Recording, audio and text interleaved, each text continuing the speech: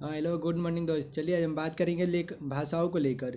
क्योंकि मान लीजिए हमारे बिहार की बात बोलेंगे तो मान लीजिए कि भोजपुरी को लोग ऐसा बना दिए हैं कि लगता है कि पहले जिससे हमारा भोजपुरी था जिससे में कुछ बहुत उसका वैल्यू था, बहुत अच्छे अच्छे बातों को लेकर लोग चलते थे। भोजपुरी में बहुत तरह के गीतों संगीतों का मनोरंजन भी होता था।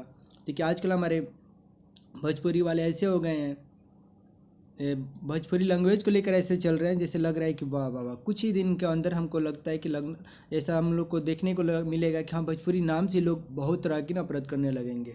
क्योंकि मान लीजिए हम एक बात आप लोग से पूछ रहे हैं कि मान लीजिए कि भोजपुरी जैसे में लैंग्वेज से हमको दिक्कत नहीं है, बस दिक्कत ये है कि मान लीजिए कोई भी व्यक्ति दूसरे स्टेट में जा रहा है तो वहाँ पे उसको कोई किसी प्रकार का भोजपुरी का ज़रूरत नहीं पड़ता है।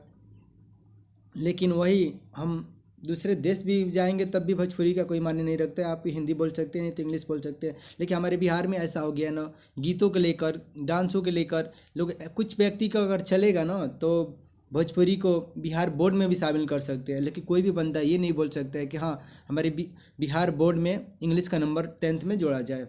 क्योंकि इंग्लिश का नंबर जोड़ा जाएगा तो ये फ़ायदा, और जिसको लगता होगा ना कि नहीं ये गलत बात है, तो जिनके पापा दूसरे स्टेट में दूसरे देश में जाकर कमाते होंगे ना, उनसे जाकर पूछिएगा।